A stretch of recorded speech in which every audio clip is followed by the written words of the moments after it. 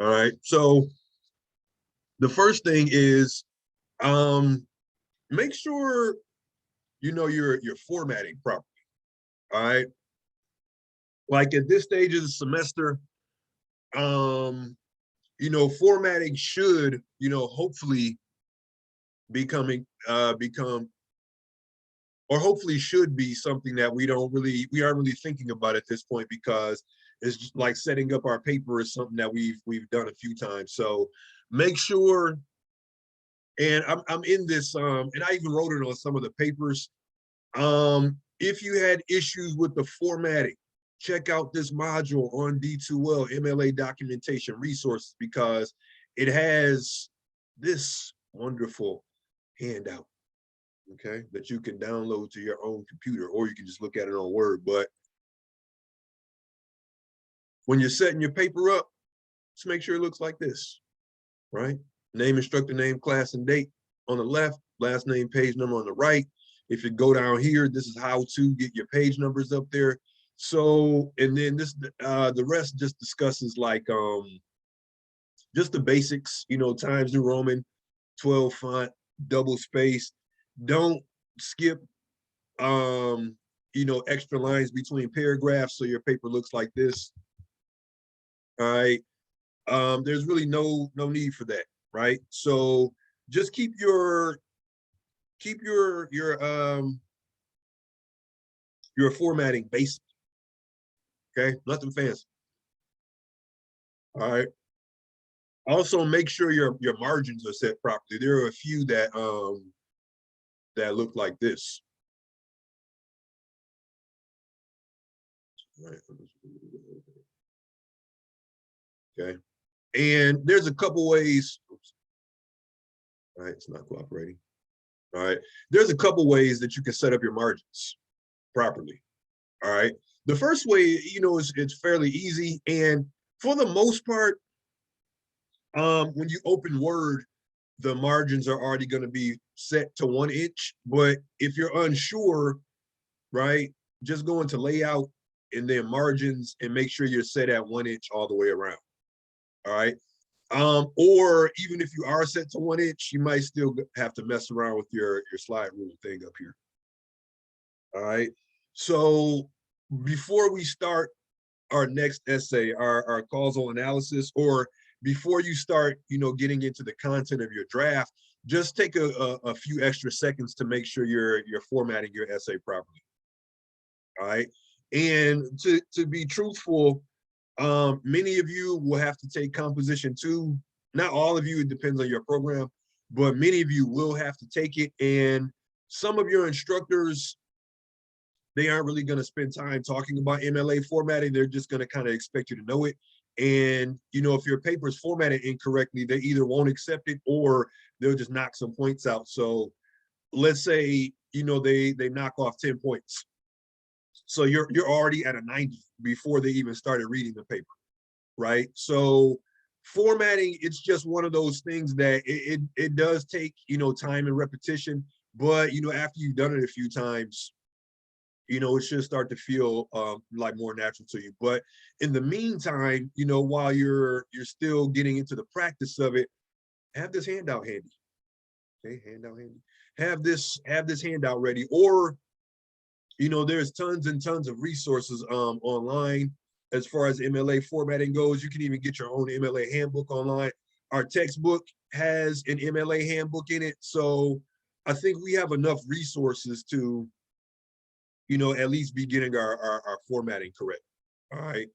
No bold print for your title or anything like that. Okay. Another thing, right, about our papers, I can't remember if it was this class or another class I brought this up in, but I'm seeing more and more people doing this in their essays. All right. When did this become cool?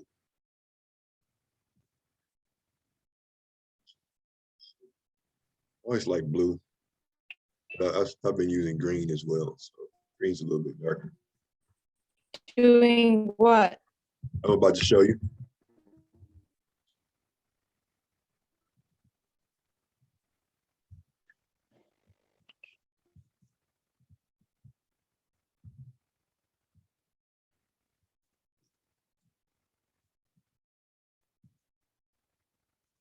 All right. When did we start using the ampersand? Okay. Like we don't type out and anymore, right? Whenever you're writing something like in an academic context, don't use the ampersand. Okay, just write it out. All right. Just write it out. And then, okay, also these words. Okay. These words have no place unless they're in quotation marks, but these words have no place in academic writing. And of course, I don't want you to be too straight-laced, and I always want you to be yourself when you write. But I also think like, and I get it, sometimes this just comes from texting a lot or, using social media or maybe just writing notes to yourself where something like this is okay. But if you're writing something that you're going to present to an audience, look, I just said gonna, if you're writing about something that you're going to or gonna present to an audience, all right, try to get rid of these. All right. This one too. Okay. Don't et cetera your reader. All right. Show them what you mean. All right. Show them what you mean. All right. And then, I think we're still working on avoiding second person point of view. All right.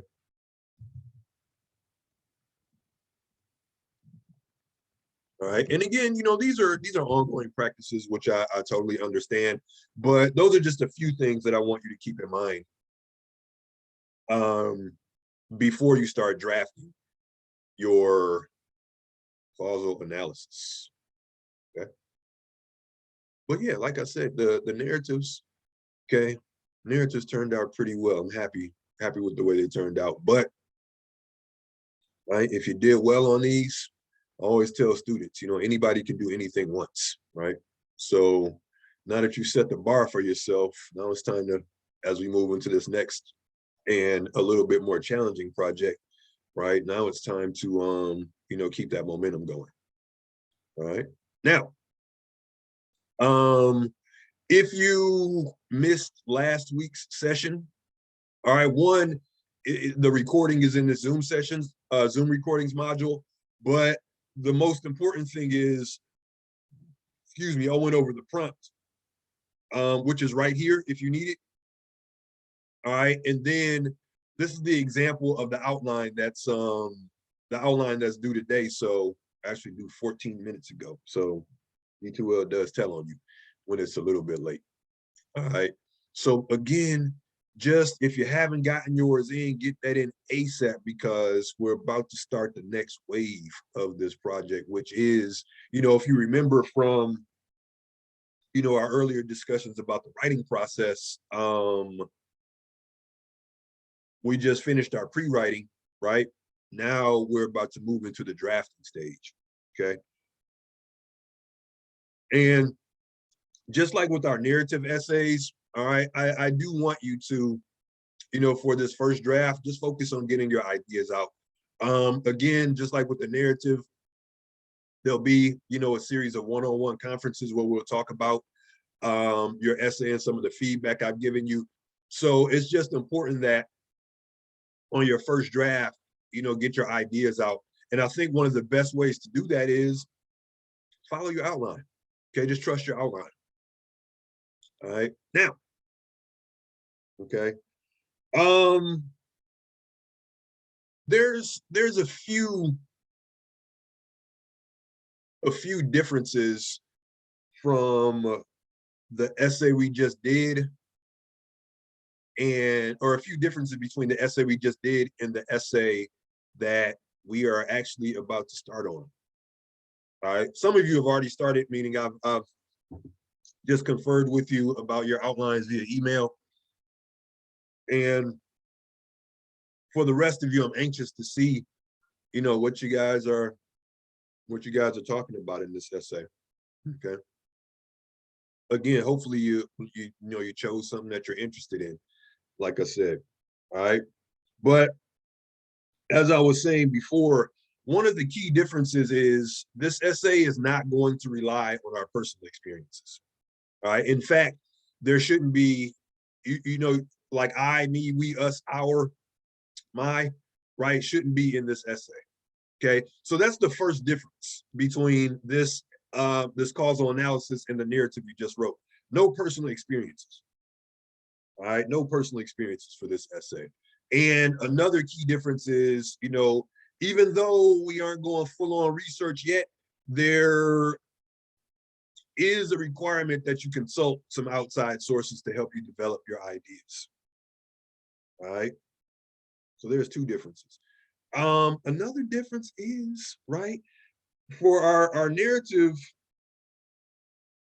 the thesis statement was either implied, meaning, you know, after I read the essay or after I read the intro, you know, the audience was able to glean what it was about.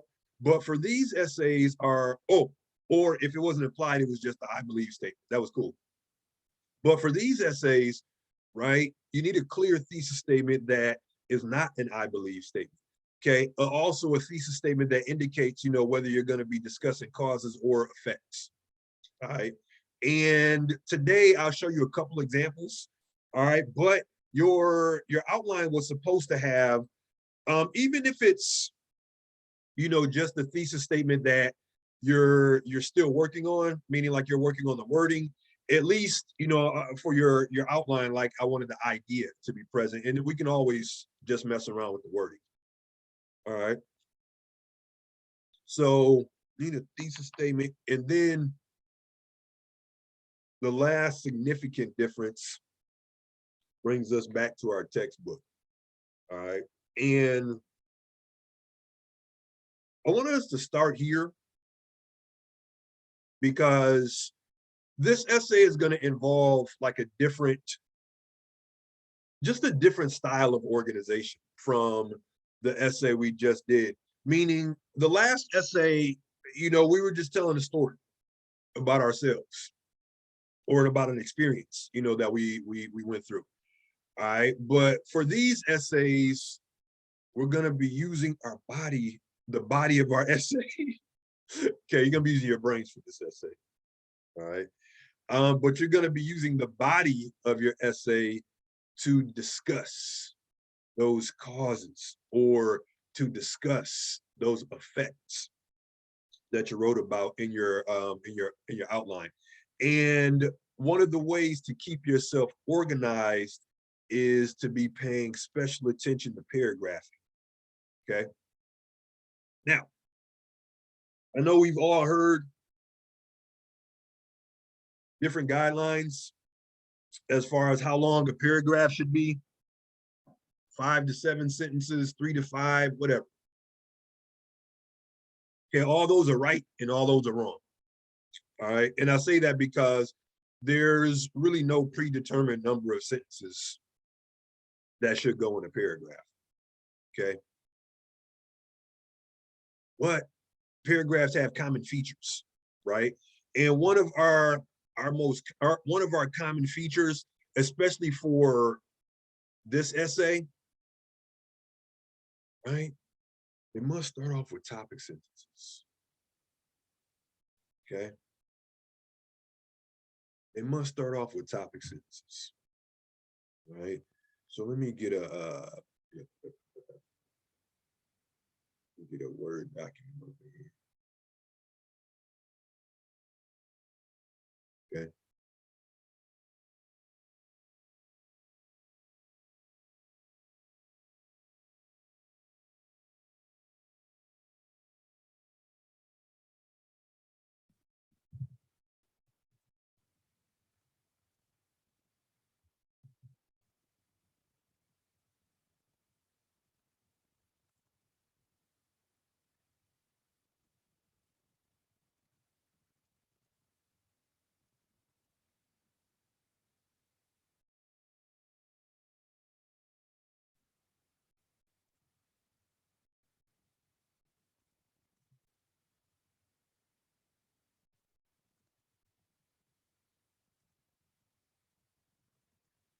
Okay.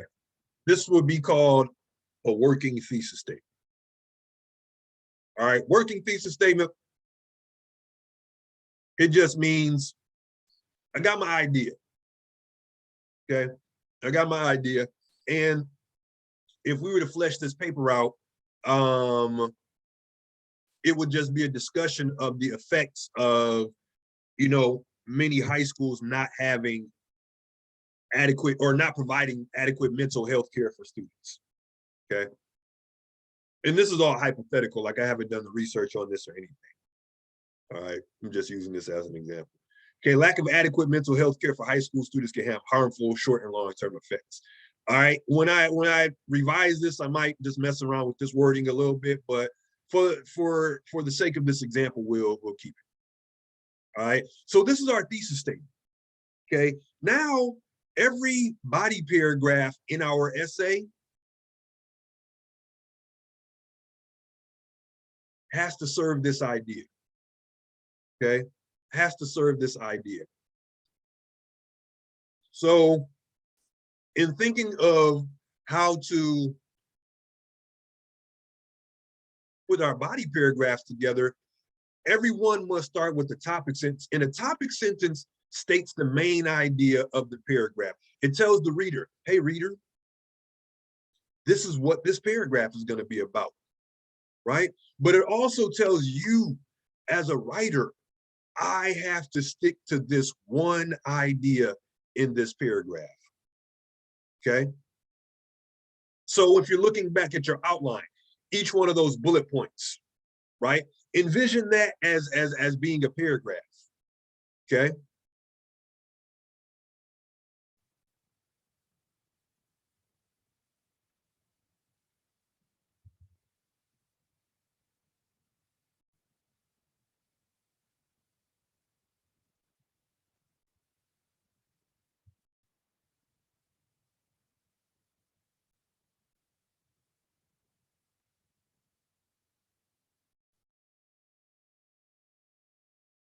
All right.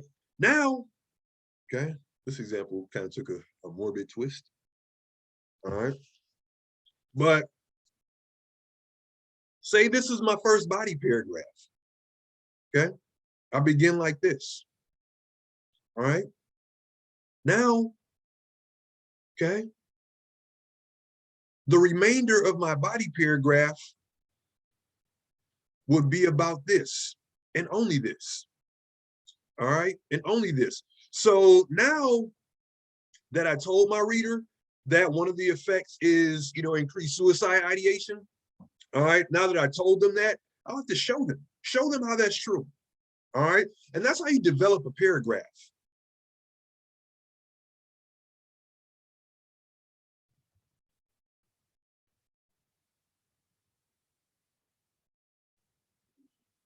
Struggle.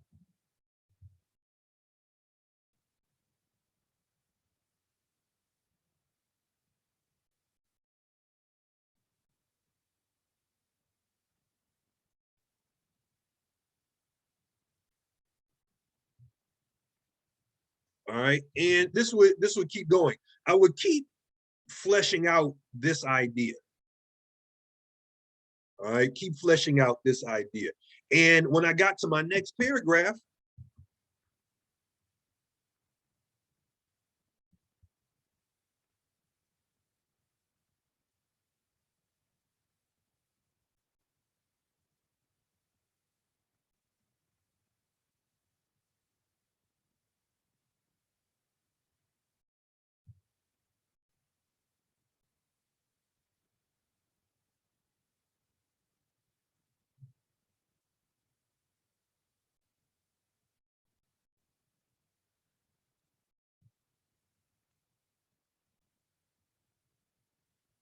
all right. And then I would flesh out this paragraph, right? To show how, one's mental or make the connection between like not having adequate mental health care and, academic performance. All right. And then, maybe after I flesh that paragraph, furthermore, right, or another effect, right, I would just keep it going. But whatever I'm going to talk about in my paragraph, I would make sure, and this is going to be your job, make sure that that was bad choice of colors. Make sure that it's clearly stated in your topic sentence. All right. Again, topic sentences are going to keep your paragraphs organized. All right. And you know, when you're drafting up your topic sentences or when you're drafting up the body paragraphs, just remember that everything in the paper, okay, or at least all of your body paragraphs, they exist to serve your thesis statement. Okay. So check your work. Check your work. What does that mean?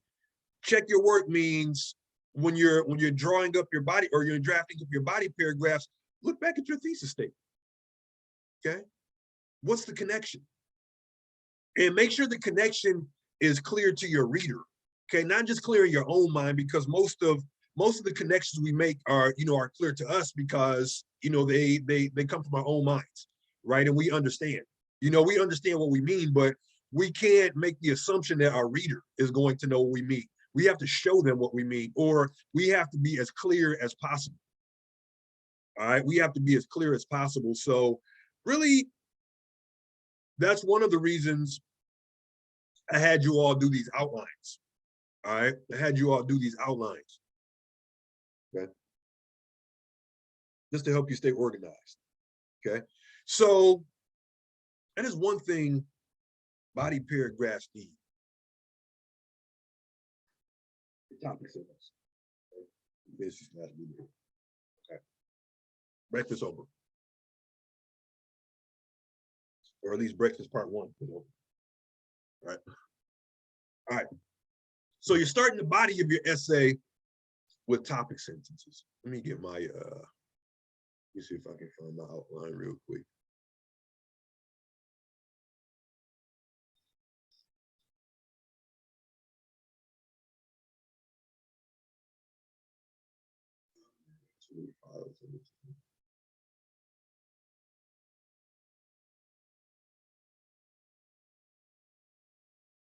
There we go.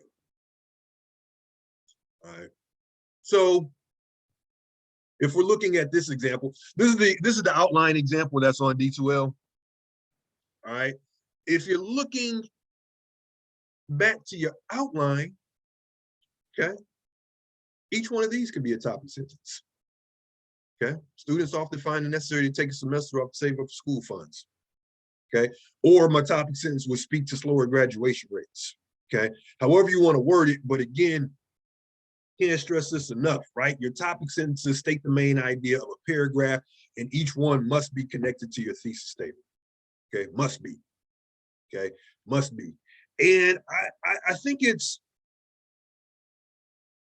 worth it to just take what I know doing papers is hard, and when you're done with it, you just want to be done with it.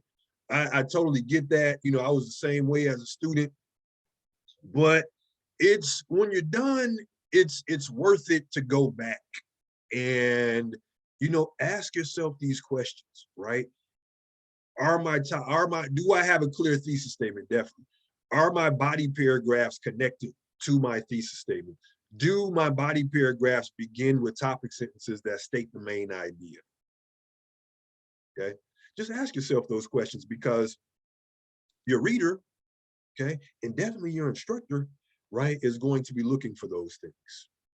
Okay, so our book, right? I'm on page 28 in our Little Seagull handbook. You can get yours out, or you can just look along with me. Either one is fine. All right. To help you focus a paragraph on one main point, state that point in a topic sentence. Okay, this is a good thing about having a digital book. Like, you can just hover over something that's highlighted, and it gives you a quick definition of it. Sentence often at the beginning of a paragraph. Often we're going traditional here, so our topic sentences are always going to be the first sentence of the paragraph. Okay. As you write more and as you write longer papers, you can sometimes break the rules a little bit, but for us and for this assignment, we're sticking to the rules. All right. States the paragraph's main point. The details in the rest of the paragraph should support the topic sentence. Okay. So that's the other critical part of paragraph development. Topic sentence, relevant supporting details. Okay. Topic sentence, relevant supporting details. Okay. Relevant supporting details are not, I think, in my opinion, right? Here's what I feel, what I see. Okay. Try to avoid that language for this essay. Okay. Instead, right?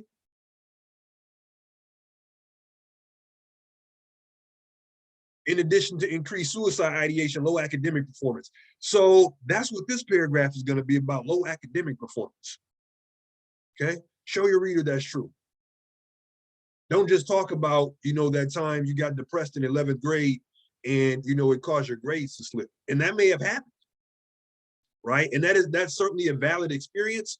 But at the same time, we're trying to like wean ourselves off of that habit of using our experiences to support an argument. Or not to support an argument. Well, even though all writing to a certain extent is persuasive writing, but we aren't calling these arguments yet. But, our thesis statement does make a claim. All right. So, and it's difficult to use our own experiences to support a claim. Okay. Right. In the US, right, we have, laws against drinking and driving, right? Why? Because it's not safe. Okay.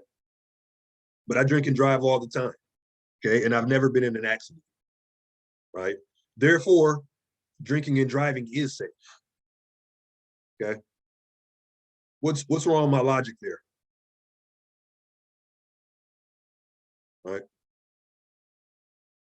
The flaw in my logic is the thought that, well, this happened for me, so it must be true for everybody. Okay. And I don't drink and drive. Okay. I just realized I was recording this. I don't drink and drive. I don't even drink. All right. I don't drink and drive. Okay. And then with the price of gas, I barely drive. All right. All right. So don't use your own experiences to support an argument, is the point I'm making. Okay. Now, all right. Often, but not always, you might start a body paragraph topic sentence. We're going always with these papers. All right. And then if we look at this example, right? Thursday, I will show you all. I have a couple of examples that were actually written by students, or a couple essays, a couple causal analysis essays that are written by students that, I thought were really successful. So I'll share those with you on Thursday. All right, we'll stick with our book and then some supplemental materials. Okay.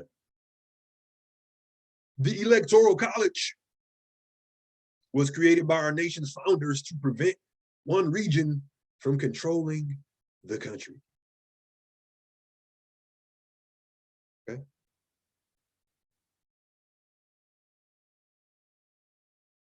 Topic sentence. Okay. This tells the reader what the paragraph is going to be about. Right.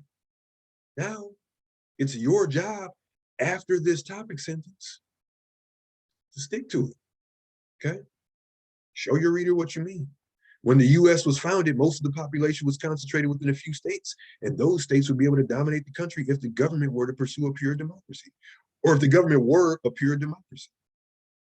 Because of this population disparity, many small population states feared the larger ones would force them to conform to any laws and legislation that the larger states desired, creating a tyranny of the majority. So the founders put multiple measures in place to avoid this imbalance. One of those measures is the Electoral College, which gives each state a voice while also reflecting the opinion of the general population. All right. Main idea, relevant supporting details. All right. Main idea, relevant supporting details. When you're putting the body of your essay together, when you're putting your body paragraphs together, try to think in those terms. Main idea, which is a topic sentence. Relevant supporting details. Okay. When I say relevant, I also mean like no no filler statements. Okay, like if we're looking at this paragraph, the Electoral College was created by our nation's founders to prevent one region from controlling the country. And then if you were to say after this, you know, voting is very important. It's one of the most important rights, you know, for American citizens. That's true. It is important, you know, for you to use your voice in the electoral process, but that doesn't have anything to do with the main idea of this paragraph. Okay. So try to, and this could be as you go from your rough draft to your final draft, but in the revision process, you know, try to look for those filler statements. Okay, statements that, you know, just kind of take up space without really saying anything. Okay, now we are putting our topic sentence at the end of a paragraph. Okay, we're just going traditional. All right, and then some of this material we went over already. Okay, this is just stuff that, you know, getting stuff out of your paragraph that doesn't belong there. All right, and now, all right, we got our first causal analysis paragraph. Okay, the difference between, well, no, our papers are going to be just full of the first type of paragraph, when analyzing cause and effect. All right, but a difference is our paragraphs are going to be analyzing cause or effect. All right, variety of factors can cause turbulence. Okay, that's what this paragraph is going to be about, causes of turbulence. Okay, that's it. Nothing more, nothing less. Okay, now, all right, I want to like get into some slides real quick. Why? Because just what we do, man, slides. Okay. All right, let me see if this is because I did make some adjustments. Me.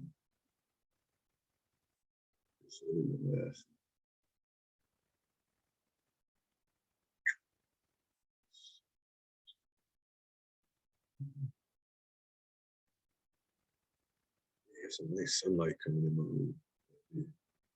Much needed today.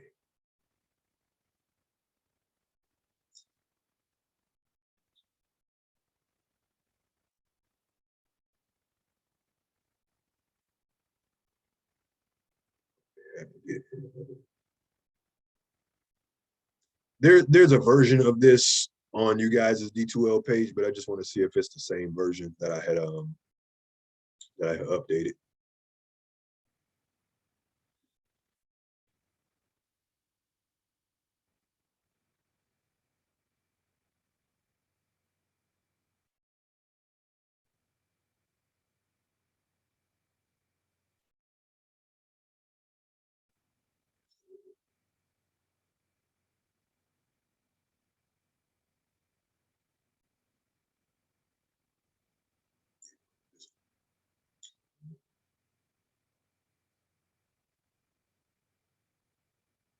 I'm gonna look at all these and just look at a few of these slides.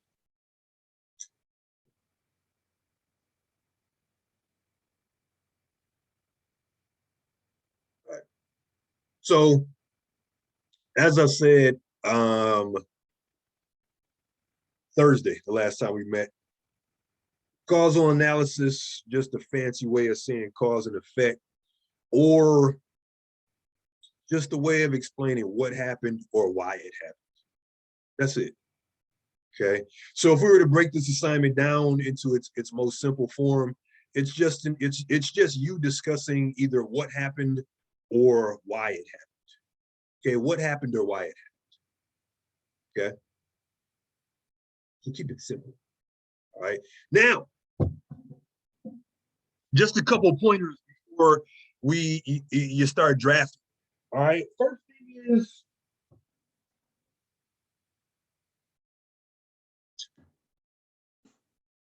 be careful not to oversimplify whatever you're writing about. Okay. Just don't oversimplify, right? Like right now, okay? The price of gas in the US, it's steadily increasing, right? And for us, as people who, you know, are paying, right, at the pump, it's very easy for us in our frustration to point to like, oh, it's this person's fault, or the price of gas is going up because of this reason. But really, when you look at the issue, it's a very complex issue. So complex that it's difficult to point to one person and just kind of lay the blame, on that one person. Right. So when you write your essay, right, think about whatever your topic is. And, as I was saying last week, there are going to be some obvious effects, or there's going to be some obvious causes. Okay. Of course there are. Right. But there's also going to be some causes or effects that you have to look beneath the surface to discover. Okay. It's another reason I had you all do an outline. So you can definitely include, the obvious reasons, but also I want you to start thinking about underlying reasons. Okay. Underlying reasons are causes or effects, that you have to really, you gotta think about. Okay. I guess that's where the analysis part of causal analysis, will come in. Okay. Even, when we think of the topic we started with, right? Just the idea of, high schools, needing more mental healthcare resources. Okay. There's some obvious effects of that, but there's also some, maybe not so obvious ones. So try to look for those, right? I think that's what makes a paper of this type successful. Okay. Of course, again, you're going to be telling your reader things that they might already know, but you can also tell them things that they didn't know. Okay. So if we look at this example, be mindful not to oversimplify by omitting causes or effects. A cause can have many effects, and an effect can have many causes, right? Citing films, music, or video game violence as a cause for real life violence oversimplifies the issue. Okay. Sure, right? We have violent video games, right? There's violent imagery in music, of all genres. All right. Films. Okay. Violence in those films. I just saw the Batman. Okay, it was a very good film, but it's pretty violent. All right. It's pretty violent. Which is what Batman has that element. All right. Well, what I'm saying is just to say that all that, well, that's the cause of all this violence in society. It's an oversimplification. It's a gross oversimplification. Okay. Do these pieces of art contribute? I don't know. Okay, that would be something I have to research. But for the most part, when you look at like violence, in our society, the reasons are extremely complex. Okay, there's institutional reasons, there's social reasons, right? There's communal reasons. So there's all that has to be part of that discussion. Economic reasons, of course. All right. And then another example, consider the high rate of divorce in the US. I think last week we talked about it, or I talked about it, it was like 50 some odd percent. Okay, it's pretty high. Okay, causes are likely to be several. Okay, people think it's money, it's cheating, it's all that. Okay, infidelity, money, lack of communication, unpreparedness, weight gain. That's not me. That came from like actual research. All right, constant fighting, abuse, lack of intimacy, unrealistic expectations. We can go on and on. But when you're thinking about, even if it's something that's not in your outline, like I was saying last week, sometimes you might be writing and then an idea will come to you. That's fine. That's part of the writing process. Okay. You might have that spark of inspiration, okay, when you least expect it. That's fine. That's part of the writing process also, okay? But try not to leave out any reasons, or try not to oversimplify whatever you're writing about, okay?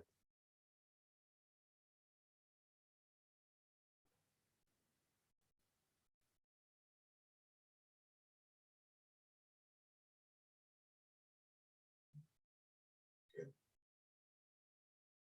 Just kind of going, skipping around a little bit. All right. Oh yeah, then we'll get to thesis statements and we can wrap up after that. All right. Another thing to think about, or another aspect of your paper to think about, even before you're doing your draft, is not to conflate causality and chronology. What does that mean? Just because one thing happens and then another thing happens doesn't mean that the first thing is the cause of that second thing, okay? Sometimes coincidence, right? Sometimes things just happen in succession, but they're unrelated, okay? An example, right? A student wakes up late for the day of the big exam, okay? Oh man, okay, the exam's at 8:30. You woke up at like 8:20. Okay, you know it takes you 5 minutes or 7 minutes, we'll say, to get to campus. So you don't have time to do your morning routine. Okay, it happens, man. It happens. It happens. All right, you might have had a rough night. Okay, pull a double shift, at your job. All right. So in your hurriedness, okay, it's like I don't even have time to take a shower, man. I don't want to miss this exam. Okay, so you go, you make it, right? You take the exam, you get an A. And then you're like, you know what, man? I'm never showering before an exam again. Okay. Now, the error in logic, that we made here is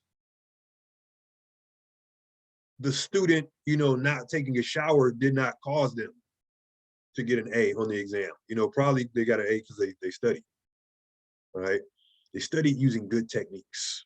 Okay. Cramming this is off topic, but cramming it's like the worst thing you can do when you're studying. Okay. Try to study in short bursts, like 20 minutes, and then take a break. Right? 20 focus minutes. Okay. So the point that I'm making in sort of a convoluted way, while it is true that one event may cause the next, okay, may cause the next, okay, not always though, okay. So just make sure whether you're discussing cause or effect, all right, make sure there's a real connection between what you're talking about, as opposed to something that's just coincidence, or just like a normal sequence of events where things just kind of happen, but one thing didn't cause the other thing. Okay. Couple more things. Yeah, I'll go over thesis statements, and then we'll look at an introduction, and then we can pick back up on Thursday. Now, thesis statement is what holds your essay together, right? When I meet with students about these essays, and really about your next essay as well, all right, usually the first question I will ask is, what's your essay about? Okay, I will have already read the essay at that point by the time we meet, all right, but I'm still going to ask you, what's your essay about, right? The answer to that question is your thesis statement, right? The answer to the question, what's your paper about? Your thesis statement, okay? Because if I look at your thesis statement, or if you read off your thesis statement, if you just say your thesis statement, that gives the reader everything they need to know as far as like what your paper's about. Okay, they're still going to have to read it, you know, if they want the details of it. But a good thesis statement gives the reader a clear idea what the paper's about. Okay, a clear idea. Okay, and then for these essays, it should be clear whether you're discussing causes or effects. Okay, and even that can be done even without using the words cause or effect. Okay, but sometimes you will have cause or effect in your thesis statement. There's nothing wrong with that. Okay, so your thesis statement for a cause and effect essay can indicate the subject you will analyze. That should be in your thesis statement, the subject of your paper or the topic of your paper. Okay, and then you know whether you're going to discuss causes or effects or both. But for this one, for this paper, we're just sticking to cause or effect. All right, cause or effect. Okay. To address the issue of overwhelmed students being compelled to handle multiple jobs at once, we must first, there's a first person point of view that I don't want you to use. It is first important to understand the pressures that lead students to multitask. So this is a cause paper, right? You know, why students multitask or why students feel pressure to multitask. Okay. Again, just clearly indicating what the paper is going to be about, but also giving you as the writer some direction, right? Because now the paper is just going to answer the question, well, why do students, you know, feel pressure to multitask? Okay. Next one, short and sweet. Not everyone realizes the effects that distraction can have on a student or on a teacher, right? Teachers get distracted too. Okay. Especially in these remote times.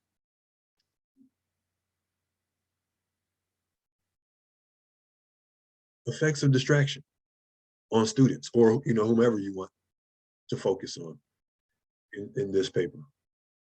Okay.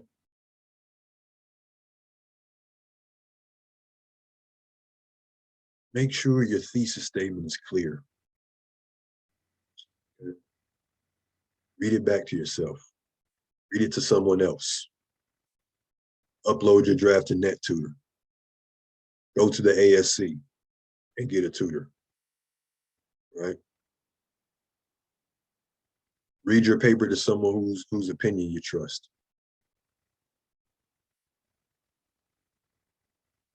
Okay.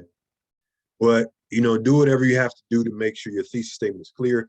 I will also give you some feedback on your thesis statements after I've looked at your outlines. Okay. Let's look at an introduction, and then we can wrap it up. All right. For these essays, your introduction paragraph should have three factors.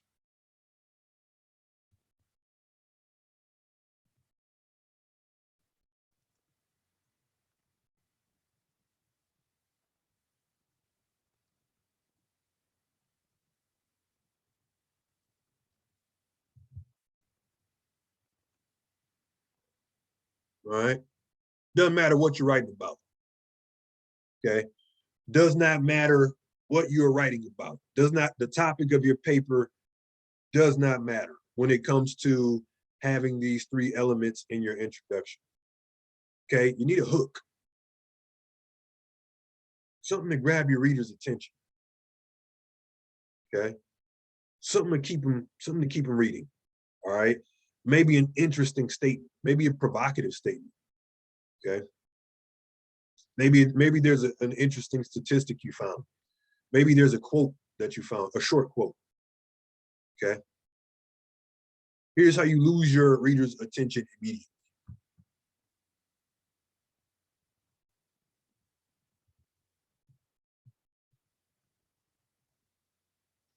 right? I mean, it is important, okay? But you don't want to tell your reader what they already know.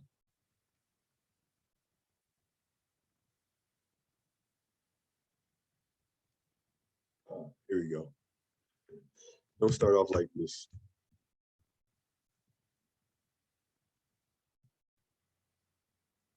It's still very lazy. Right? Don't start off like that. Again, of course, social media is very popular. Right? Don't start off like this either. All right. Doesn't even matter whatever is going to come after this. Just don't start with "have you ever." Okay, don't start with "have you ever."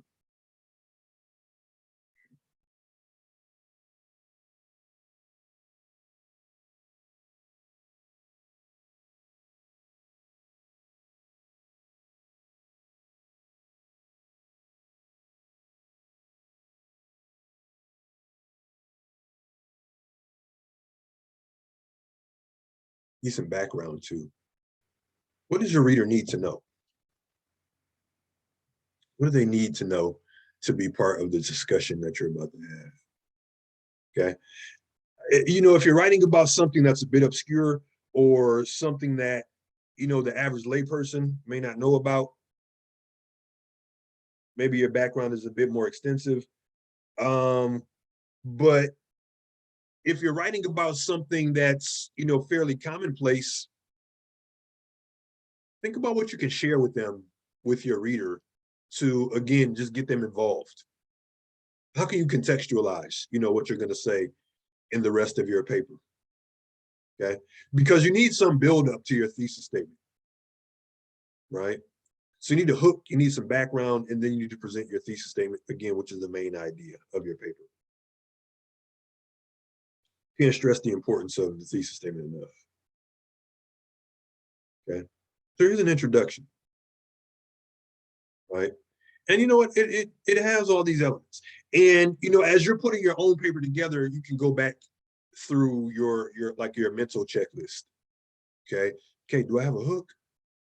Do I give some background? Right? Did I present my thesis statement clearly? Okay. There was once a time when 9 to 5 meant just that for most American workers. Okay. So this attention grabber is just kind of a relatable statement. All right. So maybe the reader is thinking like, yeah, that's true. I haven't worked a 9 to 5 in a long time. Okay.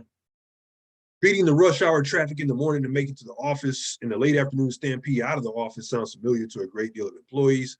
However, as technology has evolved, so has the average work schedule. Right. So we're given our background and we're starting to transition into our topic. Specifically, as the 9 to 5 day transition to an always on call lifestyle, the lines between personal and professional lives has become blurred. Okay. Now we're getting even more specific, right? So we started off this intro in kind of a general way, but as it gets closer to the thesis statement, it gets more specific. Though technology like the smartphone has made work more convenient and efficient by providing us with pocket-sized computers, many employees find themselves handling work-related issues during off-work hours. Here's our thesis statement. Smartphones can boost productivity, but if people allow them to, they can extend the workday to interfere with one's personal life, right? So essentially, this essay is going to be about the effects of the smartphone on our professional and personal lives. Okay.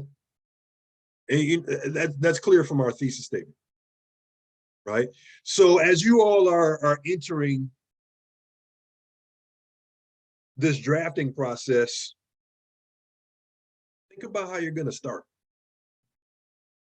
right? Think about how you're going to start in a way that captures the reader's attention. Think about what kind of background information you need in your introduction. And then think about your thesis statement, all right? Which should already be done from your outline, the thesis statement. Okay.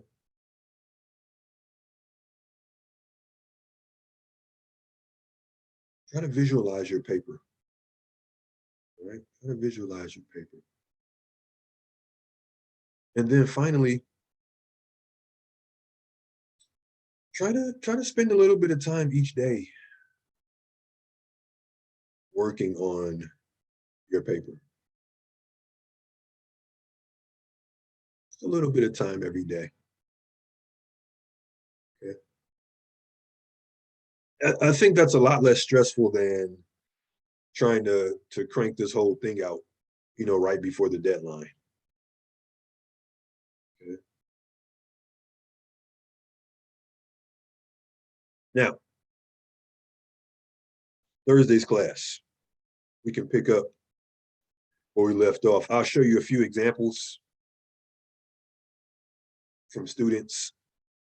Okay. And then we'll talk about some MLA stuff as well. Right.